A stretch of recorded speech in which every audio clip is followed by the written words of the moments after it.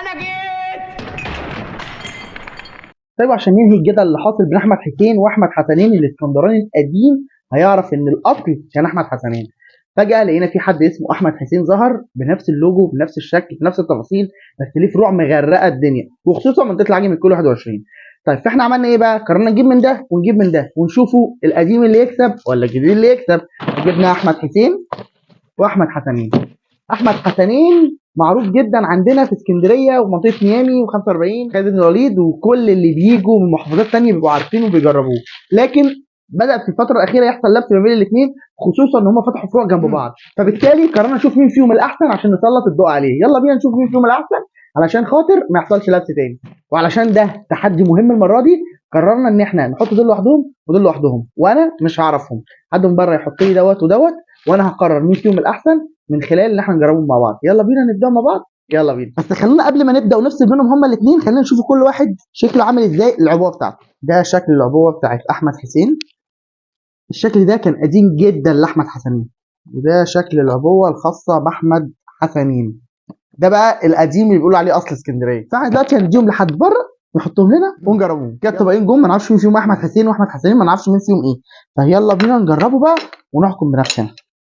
خلينا نبدا باللي شكلها حلو دي. يعني بصوا كده، دي المفروض اللي دي كنافه وديت هريسه، والمفروض ان دي بسبوسه. خلينا نشوف الطعم ايه. انا شايف ان دي عليها مكسرات وعليها بندق ولوز وعليها تقريبا دي حته كريز صغيره، فهنشوف الطعم ايه نظامه. بسم الله.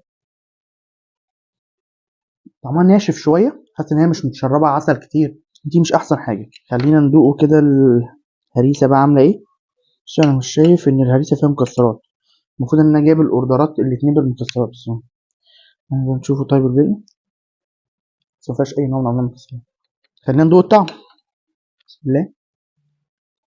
بص طعم الهريسه كويس، بس السمنه بتاعتها مش قويه فمش مخلياها مديها طعم احسن حاجه، والمكسرات اللي جوه ان هي مش موجوده اصلا، فبالتالي مفيش اي طعم من المكسرات. حتى اللي موجودين دول حتتين زبيب قليلين جدا طبعا ومسكرين قوي. طبعا انا مش عارف ده مين بصراحه، لكن انا شايف ان خلينا نشوفوا الكنافه. طيب انا ناشفه قوي كده ليه؟ ايه ده؟ دي الكنافه بصراحه انا مش عارف هي محشيه ايه. بصوا كده، تقريبا دي قرفه او اللي هي اللي بتتحط جوه الحجازيه، مش عارف ده طعمها ايه. بسم الله.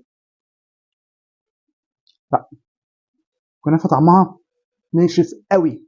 حطيت صوت ليه باين في الكاميرا، بس ناشفه جدا، مفيهاش اي نوع من انواع ان هي تبقى طريه مثلا او عليها عسل او شربات. بصوا حتى البسبوسه، انا متعود ان البسبوسه تبقى طريه قوي، البسبوسه تبقى شربانه كتير عسل، فدي لا، ضعيف قوي قوي قوي فيها العسل، حتى طعم السكر فيها مش واضح قوي، فبصراحه ده مش احسن حاجه. خلينا طب نجرب الطعم التاني ونشوفوا ايه النظام، رغم ان يعني بالنظر الموضوع باين. يعني شايفين دي المفروض ان هي الهريسه محشيه، هي برضك نسبه الحشو فيها قليله بس فيها بندق اهو، انا شايف فيه بندق وفيها جوز هند كتير جدا. بصوا كده، فانا شايف ان الهريسه دي كويسه. طيب خلينا نبدا الاول ونشوفوا ايه الطعم. بسم الله.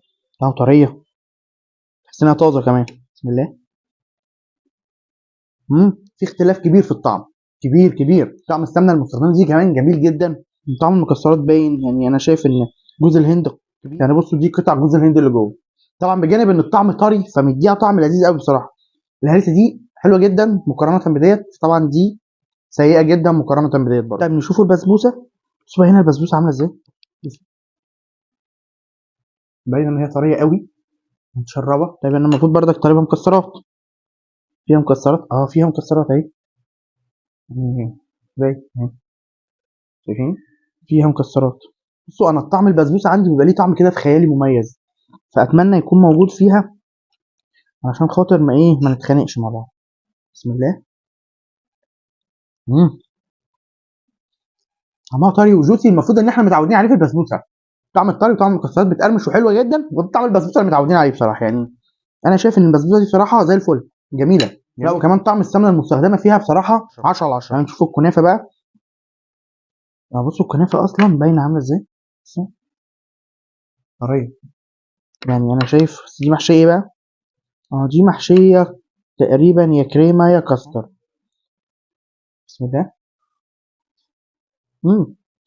انا بصراحه الطبق ده يتميز بكل حاجه، يعني ده مقارنه بده فده يكسب مليون في المية. فرق كبير جدا في طعم الكنافة وطعم الهريسة وطعم البسبوسة. فهنعرف بقى، واتمنى يكون هو ده الاقدم بتاعنا اللي متعودين عليه، ما كناش بنضحك على الناس السنين اللي فاتت دي كلها. لكن قبل ما نقول ده مين وده مين، ما تنسوش تعملوا لنا سبسكرايب عشان تتابعوا كل حاجه جديده هتنزل معانا، وتعملوا لنا لايك لو الفيديو عجبكم، وسيبوا لنا كومنت وقولوا لنا حابين تجربوا ايه تاني من اماكن ايه تانيه.